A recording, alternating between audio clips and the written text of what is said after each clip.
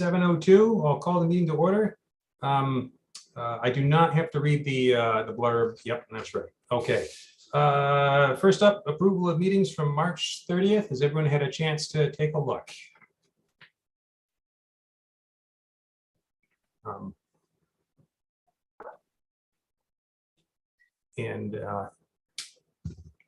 just had one minor typo in the first section. It was select Bard instead of select board. So it sounded Shakespearean to me. Yeah. Got it. Sorry about that. Take I'm it. sorry, Kevin. I'm futzing with my computer here. You had an edit to make? Oh, just one minor typo. That, I think Melissa said she found it. Okay, Yep. great. It said Bard, not board. Gotcha. If there's nothing else, would somebody like to make a motion to approve the minutes as amended? So moved. Is there a second? Second. All right. So moved. Zulik. And thirded. I think she's lagging. That's probably why. All right. I'll get her done. Farrington, Yes. Gregory, Yes. Smith, Yes. and Zulik. Yes. Thank ya. Okay. All right. First up, we have in RDA 184 Woodland Road, in accordance with the Wetlands Protection Act, Massachusetts General Laws, Chapter 131, Section 40, and the Southborough Wetlands Bylaw, the Southborough Conservation Commission will conduct a public hearing on Wednesday, April 26th, 2023 at 7:00 p.m. via a virtual Zoom meeting. The commission will consider a request for determination of applicability for a project located at 184 Woodland Road, map 9, lot 43, for the applicant and owner Andrew Kudo. The project description is installation of 2 retaining walls. Good evening, Mr. Kudo. Hopefully I've pronounced your name right. Yes, it's a tough one, so I appreciate that. Thank you all for your time tonight. Certainly. Would you like to give us a quick overview of what you're proposing? Yes, so my landscaper who will be He's here. Oh, okay. really taking care of the installation is Chris Hawkins, and I think he'll be able to better explain that. Great. So am I ready to go? Yes. Okay. Yep. So the intentions are to install a 2-tiered retaining wall on the off the back right corner of Andrew's house. If we're looking up exactly right where the little hand is now, it's sort of there's a sort of a slope there. It'll make the space up top a little bit more usable. There'll be a set of stairs in each wall. Each wall will be approximately 2.5 feet tall. Make that a little smaller, please. Thank you. So this map is from, or I should say this plot plan is from our septic, which we had installed last summer. Sure. And there's a significant mound that came along with that. So we're hoping to make better use of the space because it's changed our property quite a bit. And we're hoping this will make that space much more usable. So you're gonna put a wall on the outside of that slope and fill in that space and make a flat level area to play soccer or what have you on. Yeah, unfortunately, our yard's not big enough for soccer, but I know, I get it, but I'm just trying to envision this whole thing. I do septic systems, so I get this thing. so yeah, honestly, for part of it, I'm hoping to have my smoker grill on part of it, and then Sure. steps will just give us better access to the side yard from the backyard and vice versa. And then maybe some plantings on it as well.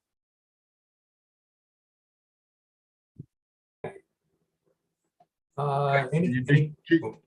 ahead, I'm sorry. No. I was just going to say if there are any other questions or comments from the commission, so please. I was just gonna say about the plantings, just remember to keep them out of the septic system.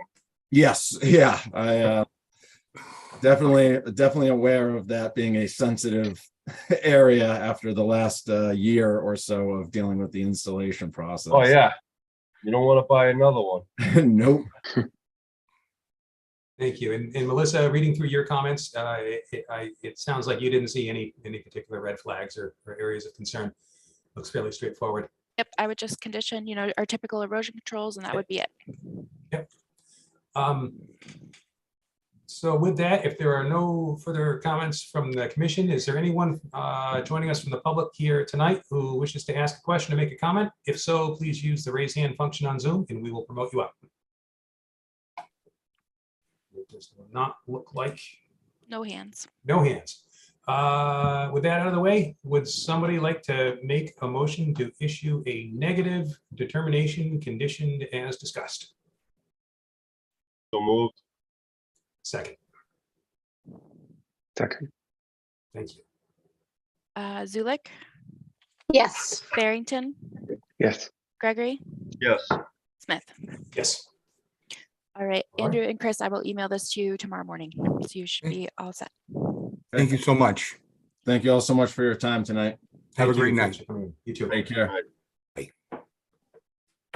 Melissa, I just got all excited thinking that tomorrow was Friday. Trust me, me too. Me too. It's a full day for me. That's rough. Holy cow, we're ahead of the game here. We got 2 minutes to kill. We don't have anything quick, there's do some we? There's some easy COCs in my Yeah, opinion. maybe we should take on one of those. So the first one we have is for 154 Main Street, DEP 290 1039. For those who have been on the commission, that was through the permitting. This was kind of just to mitigate some flooding that was happening in the garage. Really just a trench drain along the garage that took it out into the back to get the water away. They have requested to not submit an as-built because of the limited work. They did submit pictures, and I did confirm. I think because of the scope, I was comfortable with the as-built if the commission is, and I would recommend to close this permit out. Good enough for me. Was any questions, comments, concerns? If not, would somebody like to make a motion to issue the So COC? moved. In a second. second, Zulik, Yes. Barrington, yes, Gregory, Yes. Yes. perfect. All right. We still have one more. Oh, it just turned 7:10. Okay. All right, moving along. Item 2 on the agenda. RDA for Breakneck Hill. In accordance with the Wetlands Protection Act, Massachusetts General Laws, Chapter 131, Section 40, and the Southborough Wetlands Bylaw, the Southborough Conservation Commission will conduct a public hearing on Wednesday, April 26, 2023, at 7:10 p.m. via a virtual Zoom meeting. The commission will consider a request for determination of applicability for a project located at Breakneck Hill Conservation Land, map 29, lot 28A, for the applicant Southborough Stewardship Committee. The project description is to create a native grass and wildflower meadow through repeated tilling of upland meadow areas along the 2 parking areas at Breakneck Hill Conservation Land. And I see Joyce, welcome. I am going to help Joyce out and just kind of do the general background of the project. So they are looking to till kind of along the roadside meadow that's along Breakneck Hill between the 2 parking areas, kind of to promote native grass and wildflower meadow. So there is kind of the hope is to get rid of both the invasive grasses, but also just the non-native in general. So it's not just kind of the focus on invasives. And then these grasses are important for butterflies and bees. So we're kind of expanding the kind of process throughout town. I don't know how I raised my hand. I apologize. And then I know that we sent the RDA to Joe just to take some quick look over, and I forward you all some comments. And I did talk with members of the stewardship before the meeting just to kind of clarify a little bit more on questions that I didn't know. So some of that is just the area in which they will be working. The area that I highlighted on the plan is kind of the whole general area and won't be the total amount of square feet that will be tilled. About kind of 20 feet back from the road is where the tilling is going to stop. That's where that our existing trail is. So obviously you want people to be able to continue to use. And so that I think there's already flags that's marking where it will be towards the wetland. And then talking about alternatives, you know, stewardship in general has looked at many alternatives as they do throughout the property. So one thing that they had looked at that, you know, they had permission to do is herbicide use because it is close to the community gardens and where people are walking. This was kind of the more preferred route. And seemed to be kind of the most effective non-chemical means, you know, for this area. And I think in terms of just other measures that will be used to eliminate or that kind of during the process as the meadow develops would just be kind of weed whacking as they go through, you know, as like once a year to kind of help those invasives and non-natives die off. And then, you know, they also talked about if they wanted to smother it versus this tilling, you know, smothering would be pretty unsightly. It would take years and the cost as well. So I think the stewardship committee has gotten this quote from Small Planet Landscaping to help us kind of promote the extension of the meadow and kind of support the research that Dr. Cugier is doing as well, the Beecology project there, and that the stewardships have been assisting with. So I think that's kind of the main gist of it. If you have any questions, I know Joyce is here and I'll try and help as well. Fantastic. Anyone on the commission with questions, comments? Well, first off, I better recuse myself Oh, yeah. as I'm in a butter. Apparently, because I got the notice in the mail. Let's see. So Melissa, correct me if I'm wrong, but once one recuses oneself because you're in a butter, you can, as a member of the public, you can ask questions and make comments. You simply can't vote on the issue. Do I have that correct? I believe so. Yeah. So if there were questions or comments, Russ, that you had, I think you're Right. Okay. Thanks, Ben. With that being said, I don't see any hands going up. I'd just like to ask if there's anyone in the public here this evening who would like to speak on this matter. If you have questions, comments, concerns, please use the raise hand function and we will promote you up. Does not look like we have anyone. Yeah, it looks pretty straightforward. Joe and Melissa have looked at it pretty thoroughly. I think an RDA is definitely the appropriate treatment for this. There's some discussion with Melissa in your notes about some of our standard erosion control methods. Yep, which I believe the landscaper has already been made aware of. So that'll Yeah. be something that we get installed and approved as usual. So I think we'd be looking at a motion to issue a negative determination conditioned as discussed with respect to erosion controls. So moved. Thank you. And is there a second? Second. Thank you. Zulik? Yes. Farrington? Yes. And Smith? Yes. Perfect. Fantastic. All right, Joyce, you made it out free and clear. Thank you for joining us, though. It's good to see you. Thank you. Thank you. We'll have a beautiful meadow. Fantastic. Okay. We're flying along. We have time for another COC or two. Yeah, so we have 14 Wood Street. We have two open orders. One is for actually the original construction of the house, and the second is for a recent septic replacement that has been completed. They also received their certificate of compliance from the Board of Health as well, so that process is closed out. The current owner has received other order of conditions for work on the property that have been closed out. So I recommend that both of these are issued tonight. You know, all of the work is done, it is stabilized, and the homeowner has done his due diligence in the past for the orders that he has taken out. Okay. Questions, comments? I believe we can close them both out with a single vote. So if someone would like to make a motion to issue both COCs for the numbers that Melissa referenced. So moved. And the second. Second. Thank you. Zulik, Yes. Farrington, Yes. Gregory, Yes. Smith. Yes. Jack, I see you're on here in the attendees, so I will get this to you first thing tomorrow morning, since I know you're waiting for him. And it's still only 17 past, 147 Middle Road. I don't see Peter Yeah. on the attendees. We can hold that until the end. He may show Yeah. up later on. I'm gonna send him a quick message.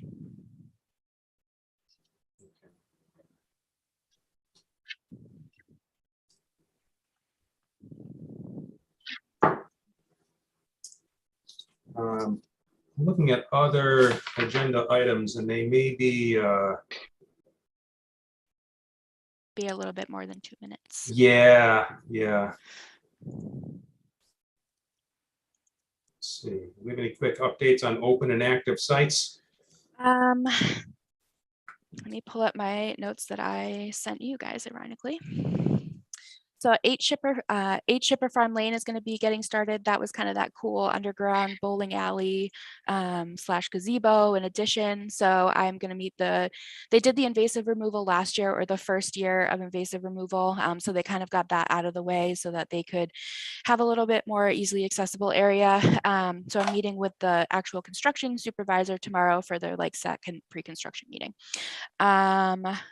Roadway paving, I think they're going to start their annual kind of roadway paving. So I've been working with Chris Leroy, who's the DPW operations supervisor on roads that need erosion controls. So as they kind of hit those, I'll be going out once he notifies me that they're in. I think they're doing Brookside next week. So the erosion controls will be going in shortly.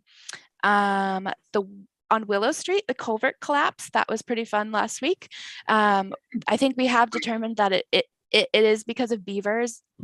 Yeah, Russ? On Willow Street proper, Dropper. like under the train bridge? Yeah. Okay. Yep. Cool. So they have been out there trying to, figure out what the issue with the culvert was, if it collapsed or, if it was impeded in some other way. So they did find there is beaver activity pretty close to off the road. It's pretty impressive. So they did try and remove some of the debris just to try and get the water down to see what was happening with the culvert. Within 24 hours, it was all back. So they're working with the Board of Health to kind of go see what that route is, and if they need to remove the dam. As long as you are comfortable, our usual process is typically that I issue the emergency certification and we ratify it at the next meeting, especially in this circumstance since the culvert did pretty good. So that's pretty much most of the updates I have. We had a building commissioner start on Monday, Case Burlingame. So we're very excited to have him. Our annual Earth Day poster contest is out. Those are due on the 1st. Please share if you haven't already. And then that's it for me. Is that like up in the schools? I send it to the superintendent and the principals because they're the ones who have to approve it before it gets disseminated, Right. and the art teachers. So I hope that it did. I never always I'm know. just curious because Yeah. I don't have kids in that Yeah. scenario, so I don't know anything about it. Sometimes I hear it gets there, sometimes I don't. It's always kind of like a surprise how many I get every year. Could you send them to St. Mark's and those guys too? Yep, I do. Cool. Great. Yeah. Thank you. Thank you. All right. Okay. All right, it is now 7:21. We can move on to 241, 245 Turnpike Road in accordance with the provisions of the, in accordance with the provisions of the Southborough Stormwater and Erosion Control Bylaw, Southborough Zoning Code, Chapter 174, Section 13.5, Wetlands Protection Act, Massachusetts General Laws, Chapter 131, Section 40, and the Southborough Wetlands Bylaw. The Southborough Conservation Commission will hold a continued public hearing on Wednesday, April 26, 2023 at 7:20 p.m.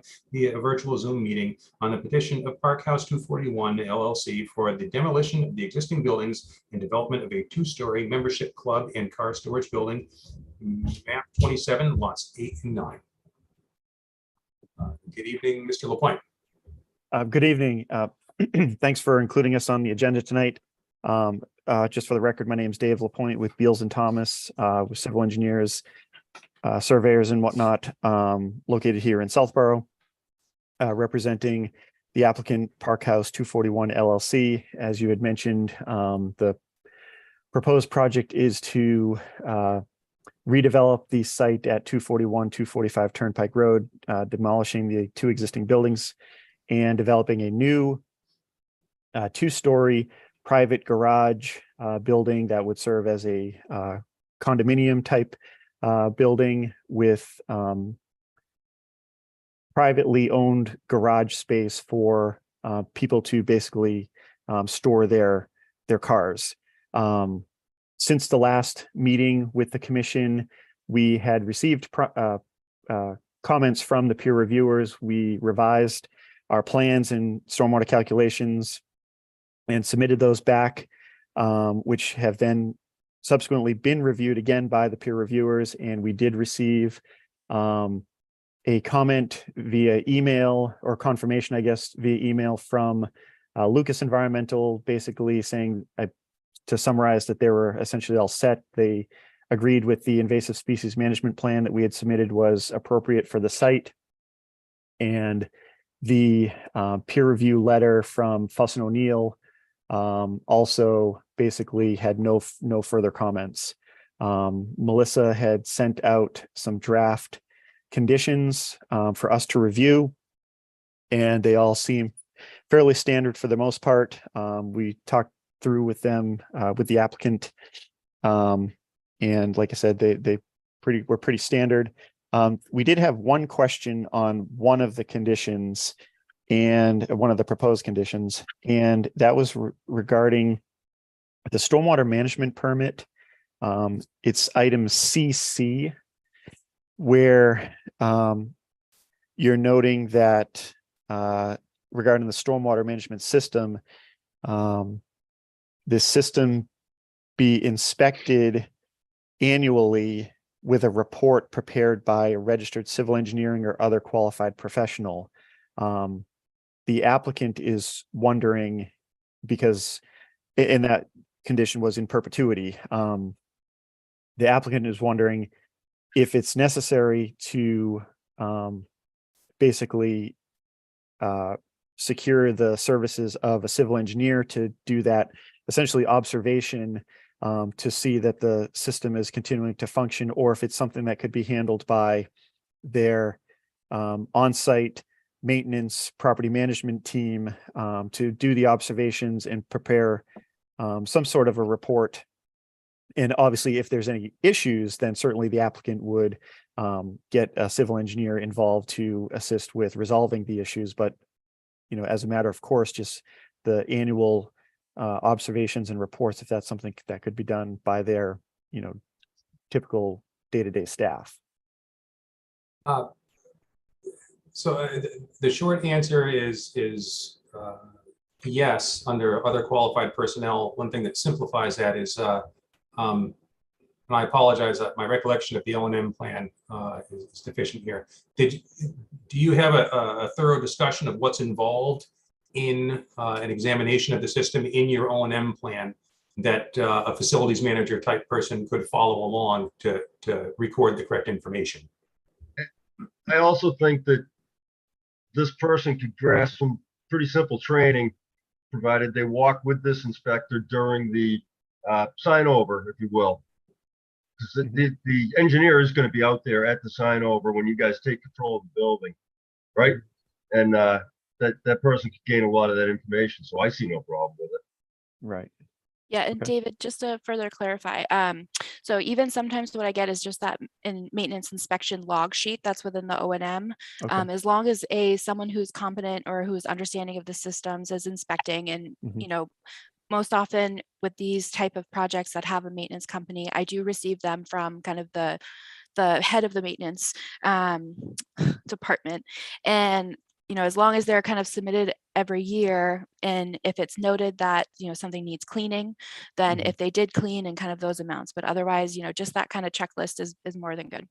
Right. Okay, great. The applicant, I don't know how much background information we'd provided to the commission in some of our earlier presentations, but they're in the business of owning commercial properties and managing properties. So they are very familiar, obviously, with maintenance and the needs of inspections and of on-site systems and obviously addressing any issues that come up for the sake of just maintaining their properties in a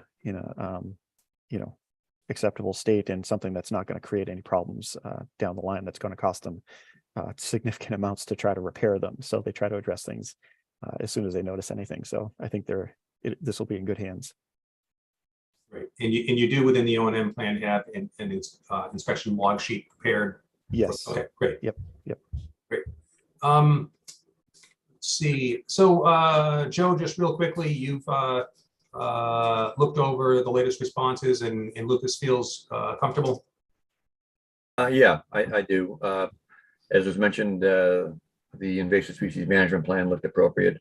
And I did have a couple of recommendations for conditions regarding, including a condition on frequency of monitoring and reporting for the invasive species. And also that if any of the any significant area is loamed on the slope, as is described in the invasive species management plan, where invasive species are removed, if there's a significant area of loaming done, that an additional erosion control barrier be put in between that and the resource area. Thank you. We also have a clean bill of health from Fuss and O'Neill at this point. Do we have any questions, comments, concerns from the commission? Okay, at this time, I'd like to open it up to the public. If there's anyone here this evening who'd like to speak on this matter and ask a question, please use the raise hand function and we'll promote you right up. Okay, so seeing none, Melissa has kindly put together draft conditions for both of these. So I think we're in a position where we can close out and issue conditions right now rather than necessarily waiting till the end of the meeting. Just get it taken care of. There's going to be a number of votes we have to do, but we'll start off with the notice of intent. Would somebody like to make a motion to close the public hearing? So moved. So moved. And a second? Second. I don't know if Russ beat me to it. All right. Second.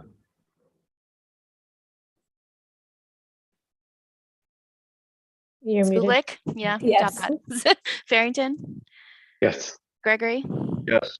Smith, Yes. perfect. Okay, so next up, we have the stormwater management application. We need to close out that hearing too. Do we have a motion to that effect? So moved. And a second. Second. Thank you. Zulik, Yes. Farrington, Yes. Gregory, Yes. Smith. Yes.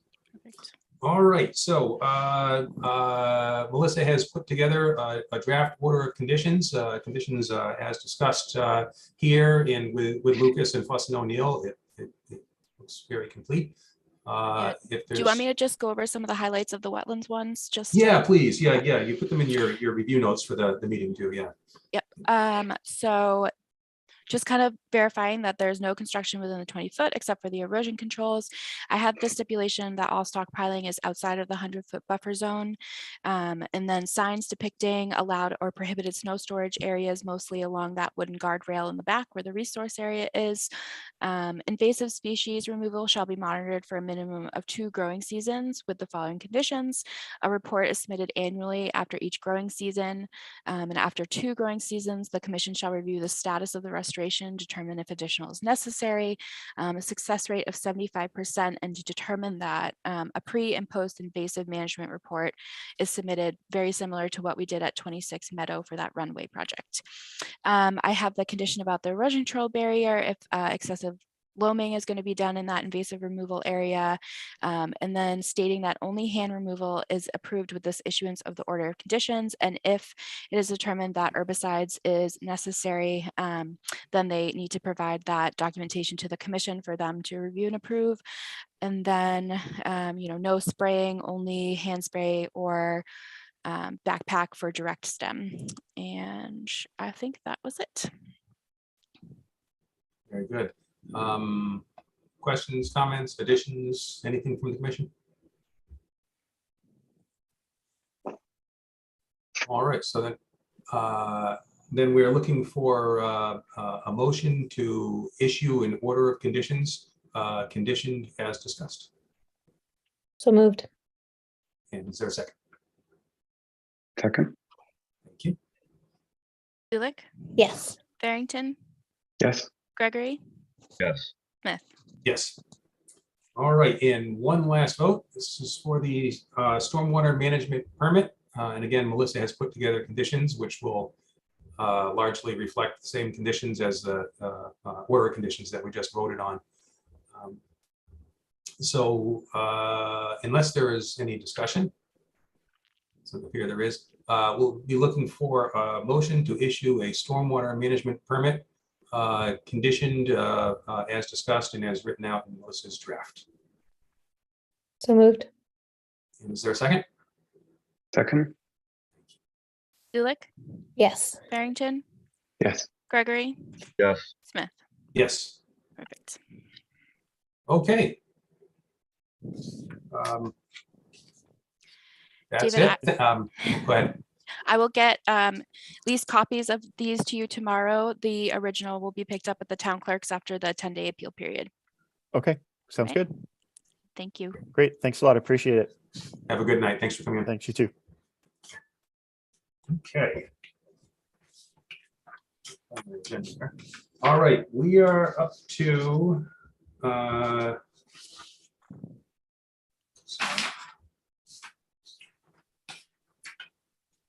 we're up to Central Street, correct? Yeah, Peter didn't get back Peter's to still me not about, here. yeah. All right, so yeah, if he doesn't show, we'll just keep that on the agenda till next time. Okay. So 4042 Central Street. Administrative update or amendment request. Yes, so essentially the change has, there's been some kind of changes within the site plans, and I'm just going to share these quickly because I think that's easy. Regarding mostly the layout of the parking lot, so there's going to be gravel versus a paved parking lot, their elimination of the Grove Street entrance, retention of current curb cut on Central Street, reconfiguration of handicap ramp and parking spaces, and then the elimination of the commercial use of the building. So there is kind of some changes to the plan. So essentially, because of this, we have both a stormwater management plan and order of conditions. Sorry, permit. So these both need to be amended because it is kind of a substantial change to be reflected upon at the end. So I think at this point, what the commission should be determining is, one, do we have enough information to determine that it still meets the standards within our stormwater bylaw? And two, would this be an administrative update because it's less impervious, or because it's kind of a substantial change, would you require a full amendment, which would be public hearing, abutter notices, and an actual amended decision? The administrative update would just be kind of a letter issued by the office after a vote of the commission, just certifying that this is now the plan of record and that things, have met the standards of the bylaw. I think So that's kind of just a bit. by a gravel driveway, what does that really mean? Unfortunately, Mr. Washington couldn't be here this afternoon. But, all right, so let's not even care about this specific gravel driveway. Excuse my computer, but is it gravel? Hold on, let me see if I can open up the letter Is it from the gravel engineer. or is it like Pressed. I did at Breakneck Hill on the community gardens driveway, and I used road millings.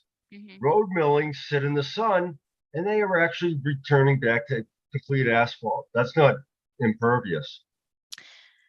My understanding is that it would actually be gravel, but I'm not 100% sure. Again, a dense graded compacted gravel, or is it stone? Stone is the only thing that really truly drains. My computer is freezing. I'm so sorry. I know I'm getting nitpicky, but I'm getting, you know, it's 15 years of being on the board and seeing this thing go on and on.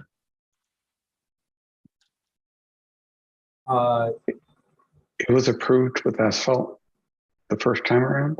Right, so I don't really care what the material is. I just don't think they should get credit for not just this specific project. So I think probably the best way forward would just be to ask for an updated stormwater calculations showing the type of gravel with those curve numbers. If that's something that the commission. That sounds reasonable. Yeah. Because even they You provide know, very. maybe this isn't the project to whip it out on, but I see that as something we should be doing. Because more people than not have been laughing at me about that. You know, it's just, it's reality. It's not gravel. It's not pervious. Melissa, Elizabeth, you're laughing at me. I'm just laughing because it's like no one's had that conversation with me. We just have very different circles that we're rolling in. I think that's making me laugh. Like, that's what your friends are giving you crap about, Had a right? discussion with me about it. That's for sure. Melissa, Mhm. it's difficult. They're proposing no changes in grading. Yeah, Is that correct? I mean, we could just ask for further clarification or spec on, is there a spec on the plan set for the gravel? Is the parking lot getting bigger or is it the same size that was It's the previously same approved? size. If anything, I think it's less. They did do like a square foot on one of the last pages of the packet. So what they're stating, their area of impervious that was approved was 15,258 square feet, and that the current design has 2,863 square feet. Gravel would take up 9,433 square feet. So it's an overall reduction of like 3,000 square feet, or the 2863. Yeah, I'm on the fence with without changes in grading, and really the change to drainage is potentially a reduction in impervious. I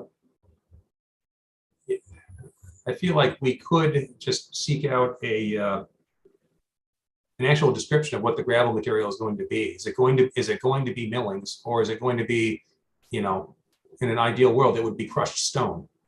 It wouldn't surprise me if crushed stone was what they were thinking about, just aesthetically. And the only other thought that I had is the O&M plan I just thought about would be different for maintenance. Oh, okay.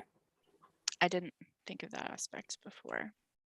I'll take a look at that tomorrow and see what it calls. I think part of what we were just worried about was where the snow would be going and what would be taken with it. So I think that Right. might be something to think about. I'm curious what other commissioners, Kevin and Liz, what you guys feel. I'm sort of on the fence. I certainly take Russ's point. If they're putting on millings, then it's sort of a different scenario than some sort of clearly pervious material. And Ben, Is that really, the- I would argue that if we go out in my driveway, we're gonna see this is mined on my yard. I dug up the sea and used that as my base, and that doesn't take any water. Yep. But they were approved for something that was, I understand that, Kevin, and, Yeah. and that's really not. and I'm just trying to understand why this wouldn't be an administrative. Gravel's not going to be worse. It's not. Okay. It's not going to be worse. but it has different tendencies, and I don't really care about that. I'm just going on a point about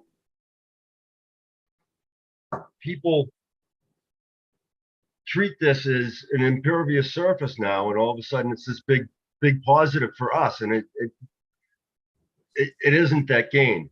The Yeah, only no. gain we're having is a reduction in the area because now we've got more green space. That's our gain. I agree with you, Russ. And the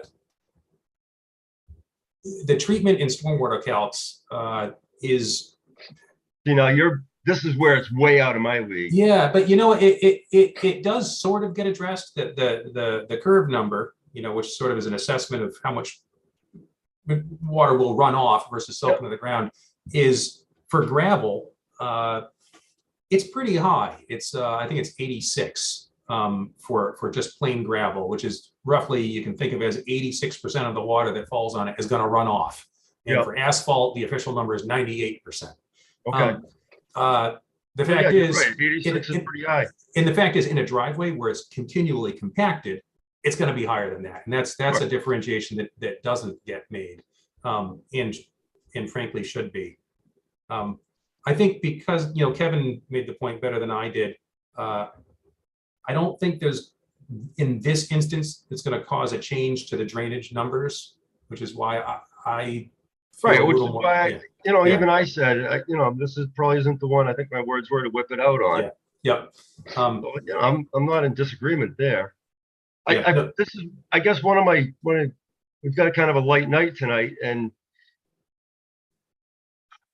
this is one of the beefs with the whole Conservation Commission and my time on it. I don't see a lot of change in things. We go through the rigmarole, and we're not really, I don't know what I'm doing. I don't know what I'm saving. I see Route 9, that whole Route 9 corridor eats me alive every time I think about it. That we're laying down salt like there's no tomorrow out there, and we got a sheet flow going straight into it. But I got to do test perks that are 200 feet away from the aqueduct or riverfront, so 200 feet away, in order to satisfy the requirements. And it's bullshit. I call bullshit. I don't know what else to call it. Sorry for my rant, but you know, so this is kind of the thing though. We don't get this interaction either. We don't talk to each other. We go through this trail every single meeting. By not being in person, we don't have this anymore at all. And even then it was limited. Right. I really agree with you on that point. I miss the in-person. I think there was something about it just created a lot more discussion. But your point with this gravel, this is something that has come up in the past, and you know, I've remained silent on it too. You know, taking credit for pervious area when, from a practical standpoint, it's a little bit more pervious than concrete, but frankly, not a whole lot. Right, right. And it is something for us on future projects to be mindful of. I couldn't agree more. So on this spec of the gravel, it looks pretty much the same as the bituminous, except for the top half. It even has the arrows that says top course binder, but there's, you know, nothing there on the graphic. It just says 8 inches of compacted gravel with 4 inches of compacted, dense, graded crushed gravel on top.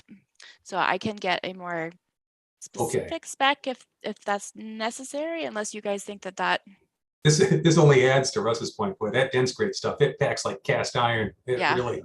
And But that's you know, what you want for a parking lot. yeah. But to Kevin's point, it's not going to be causing an increase in the drainage numbers, and because of the decrease in the parking area, I think we'll see a net decrease. So I agree. So do folks generally, you know, I won't call for the vote if folks don't feel comfortable with it, but how do folks feel with you know, an administrative approval versus a full amendment with you know, the engineering and fees and so forth? I don't see a problem with this. Yeah, if it was getting bigger, it probably makes sense to get more numbers, but the area is getting smaller, and Okay. Okay, I see Liz nodding her head. Okay, so I think we should probably conduct a vote just to approve these changes as an administrative change to the SMP.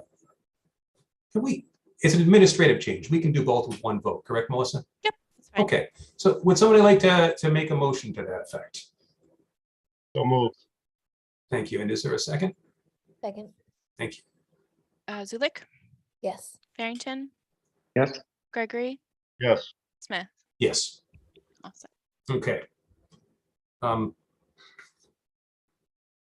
right, next up, the Breakneck Hill dump cleanup and stewardship committee involvement.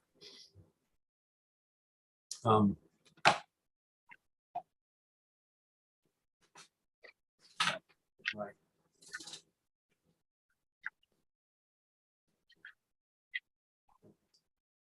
Melissa, would you like to give us a quick run through? Sure. So the stewards sent us a letter, kind of outlining some of the concerns about when the work is happening during the cleanup of the dump, mostly about communication, access, parking, and kind of what can be done at the end.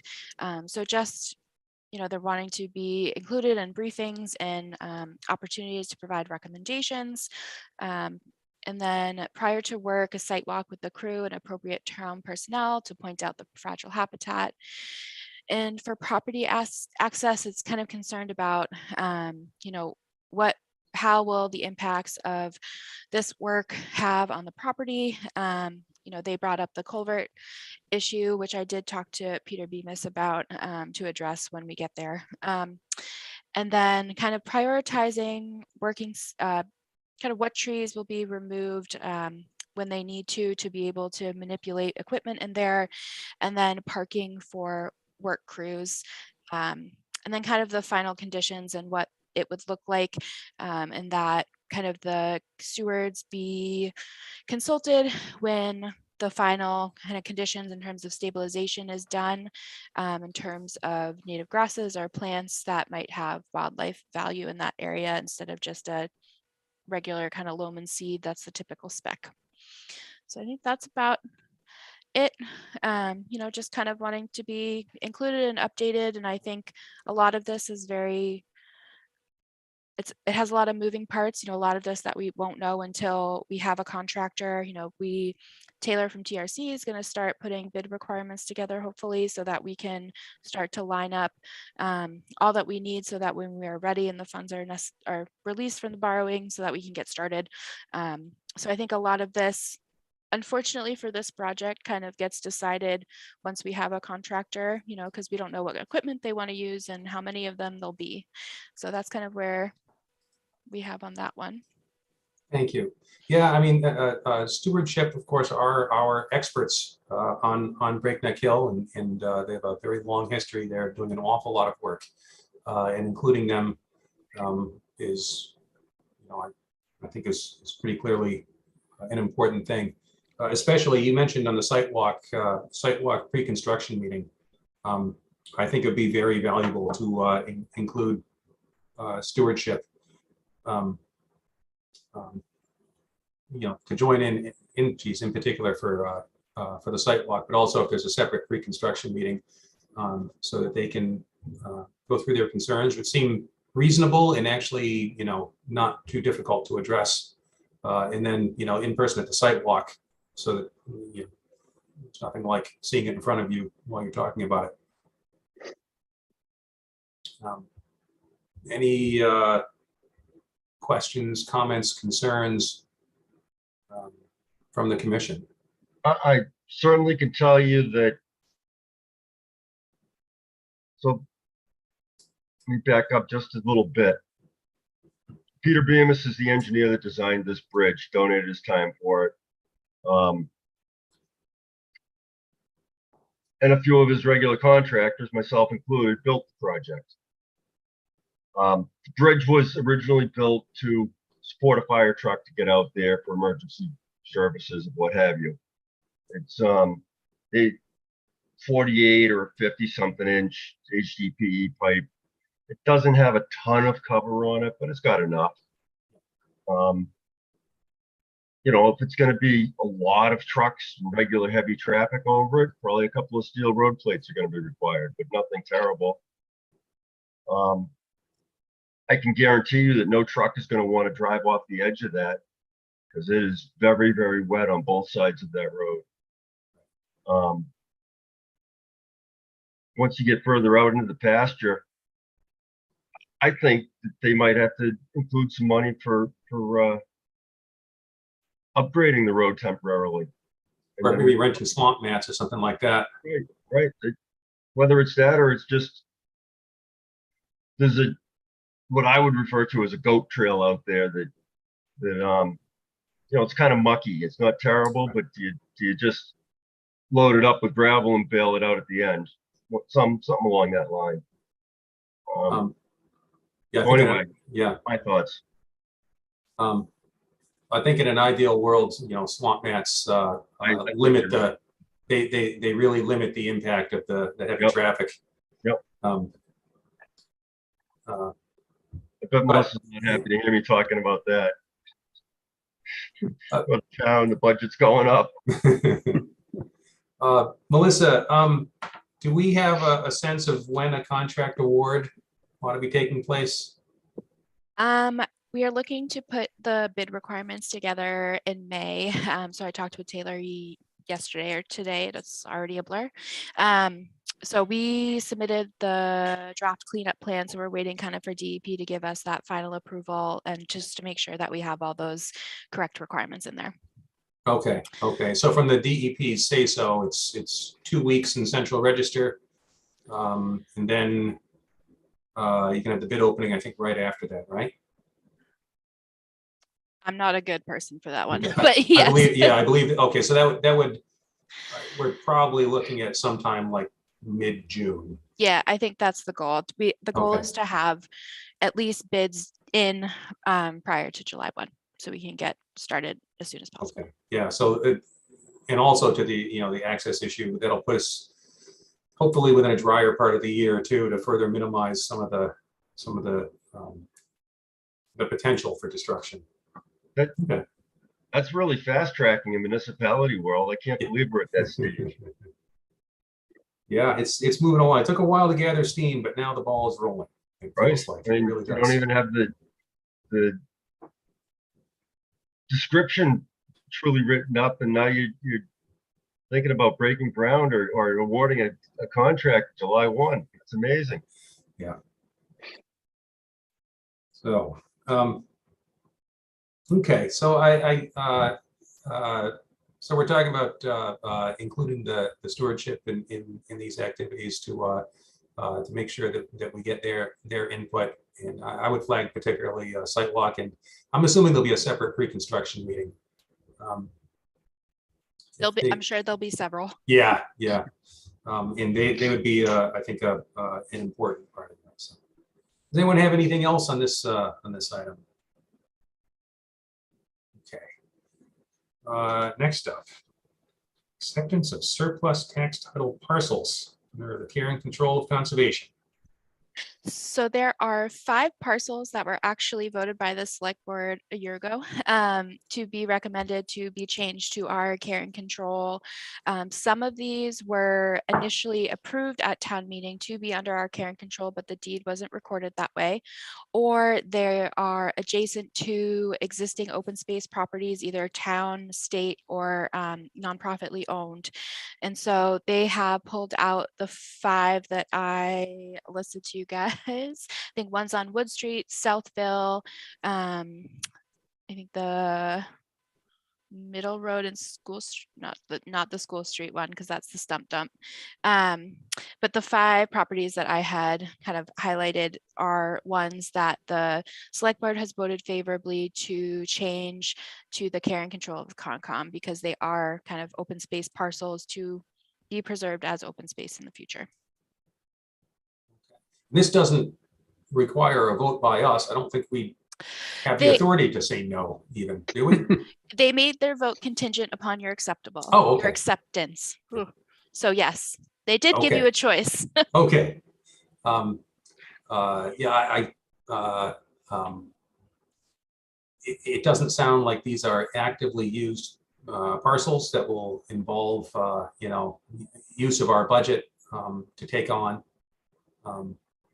So, Hazard trees? I don't know. yeah, I know this is Ben, this is your soapbox.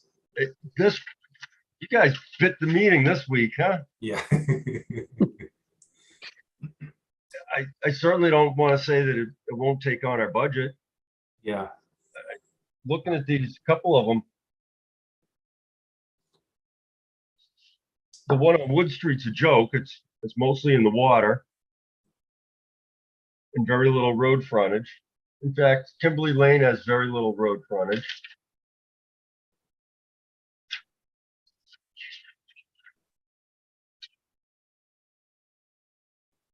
Has anybody been by the intersection of Northborough Road lately? That's probably the biggest one. And the one behind the transfer station. That place is a mess. That's why that's not one on our list. Yeah. I'm sorry, it's not on our list. Nope, that's not on our list. We're not getting this dump. Yeah, I think the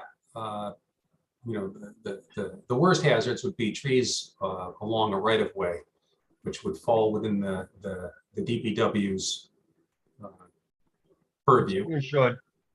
as I understand it. Not that that's a guarantee that it'll be taken care of. So road trees would fall in their jurisdiction. Yep. But the line that's right behind them Right. is ours. And as we drive around town and look at these trees, it's not just the street trees, it's the trees that are behind them, because it's really somebody's property, but it's nobody's property. It's not in their face. They're not there. So these trees are growing like mad, trying to get to the sun. They're arching out over the streets, and they become a hazard. They really do. I'm going to shut my mouth now. That enough. Yeah, it's the problem hasn't really hit us in the face yet. But what happens when something clearly outside of the right of way, but on a parcel under our care and control, falls into the right of way?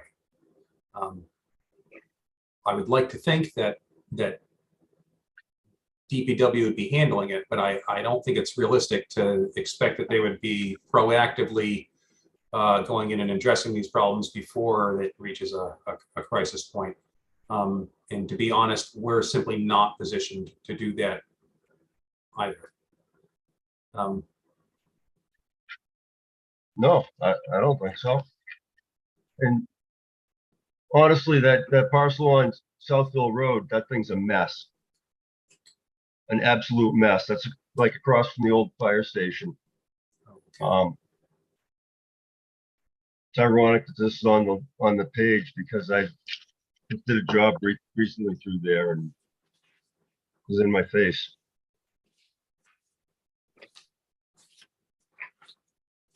I guess the best that I can say is by accepting these parcels, we will not be making the problem worse. I think there's a slim chance that we will be making it better, just because this tends to be more of our focus, and I've been impressed with the way we've become a little more astute on managing the properties put under our care and control. And I'm hopeful, and I expect that will continue to grow as our role and our expertise with it will grow too. So maybe it gives a little bit of hope for the future. With that said, anybody else, Liz and Kevin, thoughts for or against the acceptance of these 5 lots? By accepting these, does it make it difficult to dispose of them in the future? It's just the 2/3 legislation. So you've hit an excellent point. This, once they are accepted by the Conservation Commission as open space, they become, as I understand it, subject to Article 97 of the state constitution, which makes disposing of them very difficult and does require an act, not only an act of the legislature, but as I understand it, to dispose of one of these lots, the town would then have to acquire a second lot that is similarly situated That's their to rules, replace right? it with Yeah. the open space inventory. So that is the sort of the improvement that we gain by accepting this as conservations. It adds to the town's open space inventory virtually in a permanent way. That's why the select board only picked these 5 for now, because they either were supposed to already be protected or, as Russ pointed out, are very wet and adjacent to protected property regardless. So, okay, you know, as I'm generally in favor of accepting them myself. Did somebody want to make a Ben, motion? I am as well. Yeah. It's interesting to think of that these are labeled as tax takings, and we've spent money to buy ourselves a burden. And I look at it as a burden only because of the neglect that's gone into these properties and the potential hazards that are there, the bittersweet that's all over everything. It's Oh, just, God, no. yeah. Yeah.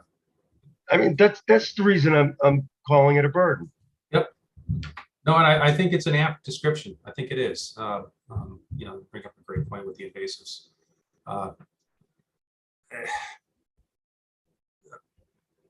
But yes, let's protect some land. I think the invasives will come back to haunt us. I think in the future we'll have to make some much stronger efforts. But I'm sure town meeting will be very generous with our budget when it comes time to address that. I shouldn't be so cynical. Anyhow, is there a motion to accept these 5 lots? So moved. Thank you. And Second. a second. Thank you. Ulick, Yes. Barrington. Yes. Gregory, Yes. Smith. Yes. Okay. And I do see Peter did jump on. Oh, great.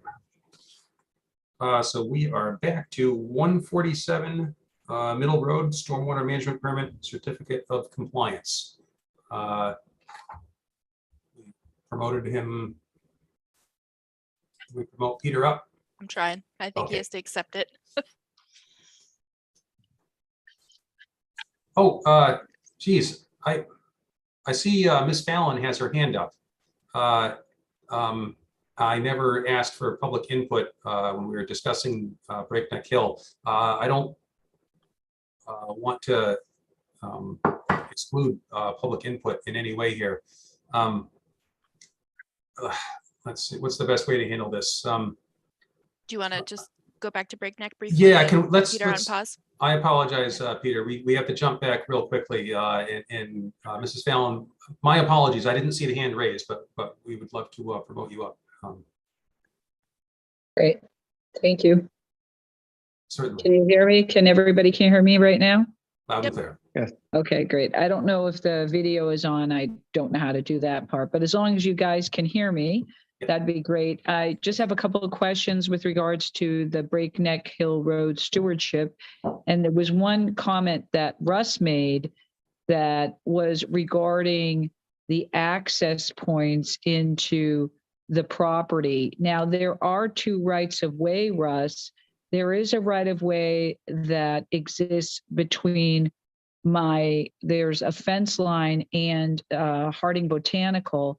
It does not have any of that problem with the gates and that culvert. So it's a straight shot. So I don't know if you guys are aware of this, but they made a second access point years ago for the cattle. So they did that and they put like various little water spigots and everything in that access point.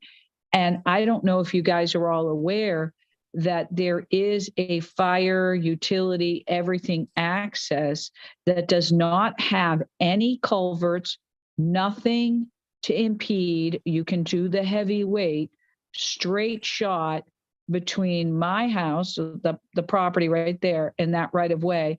The town has reserved all of that access, and that does not have any kind of weight restriction there. It's there. Alexis, So are you, I don't know if you Sorry. guys are aware of that. are you talking about like on Harding Botanicals property or on? You know, it's not on Breakneck. Harding. It's a right of way that exists between Harding Botanicals and my property. Okay. And it was reserved by the town years ago as an emergency access, utility access, everything for access into the conservation land. That access has always been maintained. That access is your access. And you guys do not have to worry about the, you know, when you go the other way, the way they created, you have those metal grates, you have a culvert, you have that like kind of cement tube. You do not have that on that straight shot. So if you are literally at between my house and the building of Harding Botanicals, it's a straight driveway all the way in to the back property. And it's much more stable for the heavier machinery. You have it.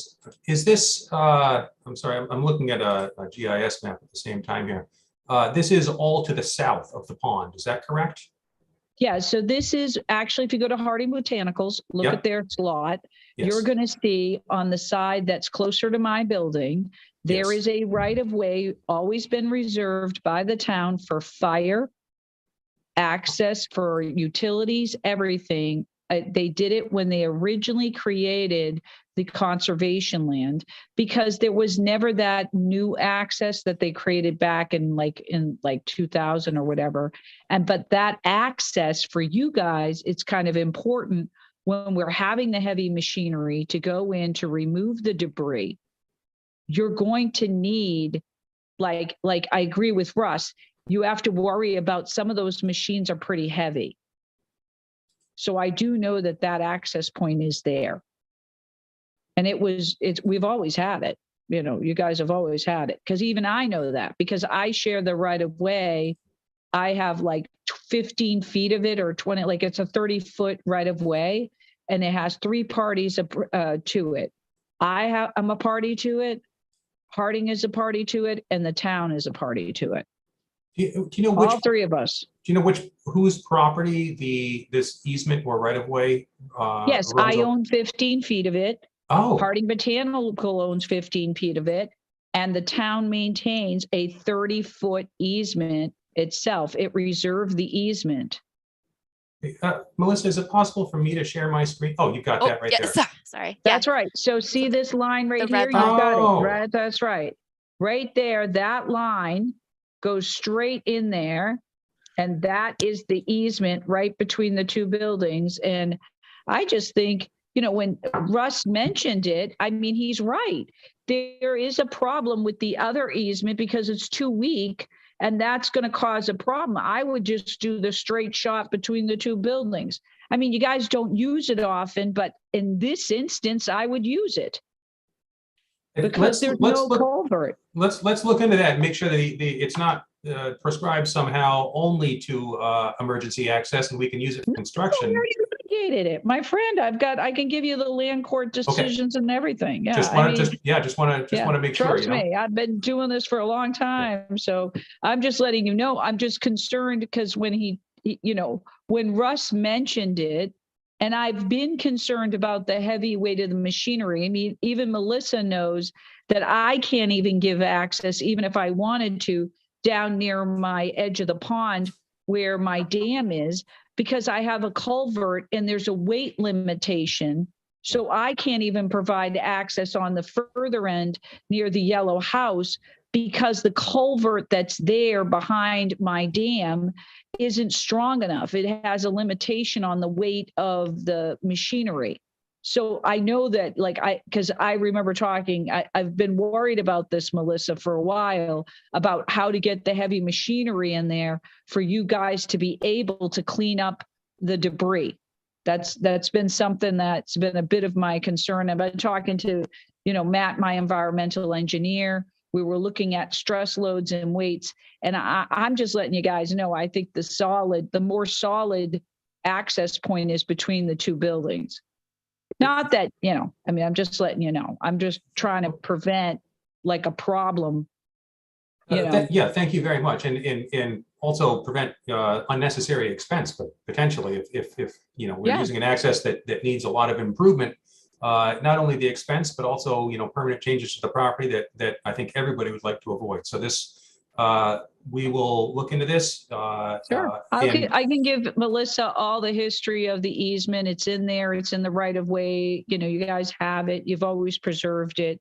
It's only you'd only use it when you need it, right? Because it's for access. It has also utility access as well. So it's not just fire, it's for everything. So, because the town reserved it as part of their access points to the conservation land. So this is back in 1986 when they created various access points. There you go. So you guys have it. So I just wanted to let you know it's available. And, I am concerned. I'm right there with the stewardship committee because, we don't want to have a huge impact. And I agree with Russ about the muddy area. There are some muddy areas. I do wonder how. I'm right there with Russ. We have to do it in a dry season. I think that we're going to have to kind of plot when we clean up the debris. We're going to have to pick a more drier season when we do it. In areas that don't dry out, there is a methodology to get heavy equipment in. It's something called swamp mats that they are surprisingly effective at preventing serious erosion, serious damage to the land if it comes to that. So this is something we're going to have to take a close look at, and it sounds like it will likely avoid a lot of damage to the land and a lot of unnecessary expense. So thank you so much for sharing that. No problem. Thank you. Yeah. I'm going to attend more of the meetings and stuff because, I'm trying to, get more involved. My attorneys are involved. We're trying to cooperate with the cleanup as best we can because obviously we want it cleaned up. So it's it's a good thing. We need to do it. And there you go. So it's all good. Well, thanks again. Alexis, if you don't mind sharing, if you have any of that easement, I just tried to look up the deeds real quick, but anything you have that you would be willing to share, I'd appreciate. Sure. I'll give you the whole history. I have the different stuff that I had when I did the land court action because we had issues with a shared well. So I had to dig my own well because we had an easement to a shared well that Ray had on Harding Botanical's land. So it ended up in litigation. It's a long story short, but in any event, we had to do all this history about that easement. Awesome. Thank you. So there you go. You got it. I'm glad we saw the raised hand. Fantastic. Okay, so back to 147 Middle Road. Welcome, Peter. Yes, can you hear me?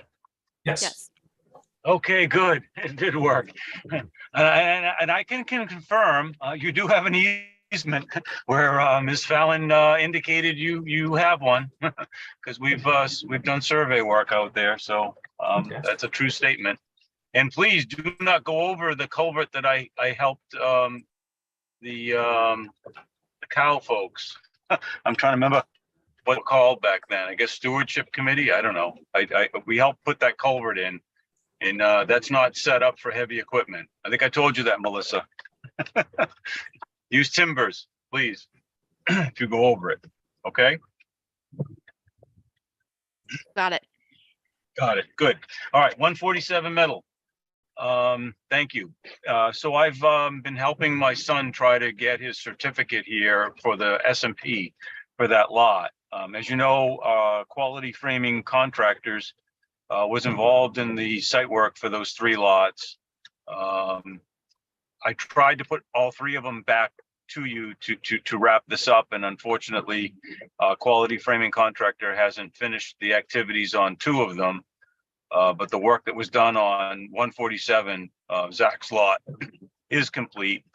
We've given you an as-built, and we provided details and an aerial image so you could better understand the plantings that were done there. Because the Bartolini folks at 11 Leads, I think is the number, elected to build a retaining wall to expand their backyard. And that relationship to the wall to the lot line would not have allowed the plantings to be completed on their lot. So some of them are where we could, but the majority of the plantings actually are on the 147 and 149 properties. But there are a continuous line as we had agreed to. Does that make sense? It does.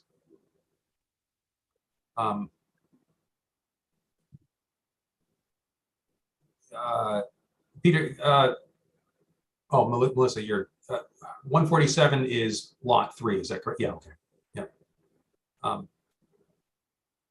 So yeah, looking through, Melissa, looking through your notes brings it all back. The plantings were and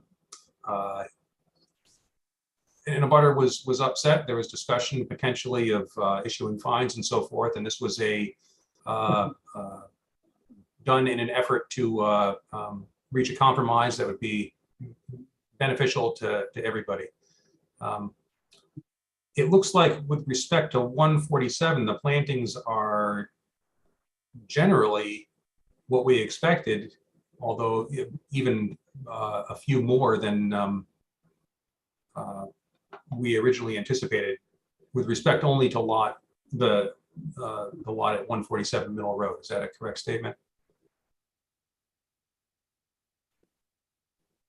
If you're asking that, I am only asking for 147 this evening. I did submit applications for 2 other lots. You your administrator did ask for additional information. And I have agreed that is needed. However, the proponent has not completed the requisite work for me to provide you with additional information yet. It looks to me like we're, with respect to the plantings, we're in fairly good shape with 147. Melissa, does that, in going through it, is that sort of the conclusion that you've reached? Yeah, I guess it's, as long as you guys are comfortable that the initial requirement for the plantings was in lieu of fines, they were to be spread out across the 3 properties. So technically this property is compliant because it does have the number of trees that, or plus some, that was required. This was an odd situation where we're just trying to play peacemaker. Our history is really, we've only ever issued fines if somebody just will not comply with regulations, and we've only used it as a tool just to gain compliance and nothing else. And it looked like we had an opportunity here to get a compromise that would benefit everybody and certainly do a lot more good than issuing fines would have. That being said, Melissa's comments in her review here are true. We don't necessarily have the jurisdiction to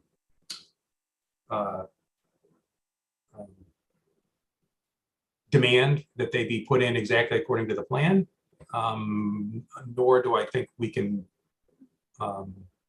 condition any kind of maintenance of the plantings over time. But I think that was understood by all when we had that meeting. And again, it was including the adjacent property owners. Everyone agreed that this was the route to take. So, with all that being said, questions, comments, concerns from the commission?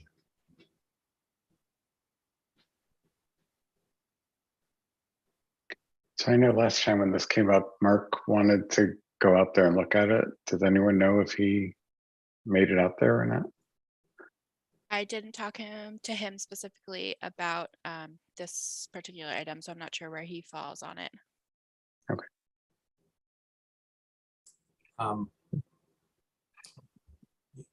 feel like on lot 147, the plantings they're not staggered exactly as was shown on the original plan, but they have increased in number, and I think provide a similar kind of visual barrier as was originally contemplated. And given the history of the situation, I generally feel comfortable, but if others don't, or would like to wait for Mark, certainly I understand where you're coming from. 147 is the first one closest to Route 9, correct? Yes.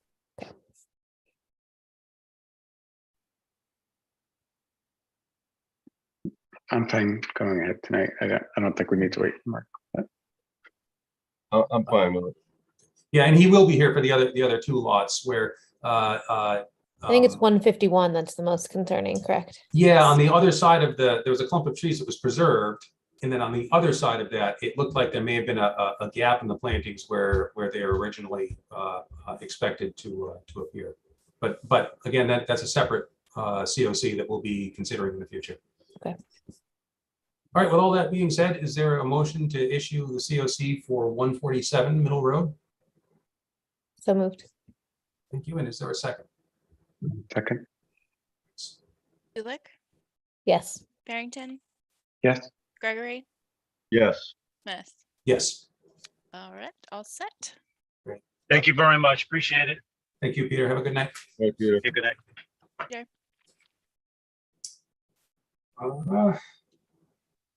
Holy cow. So we are, unless I'm wrong, we are on to other business as may arise.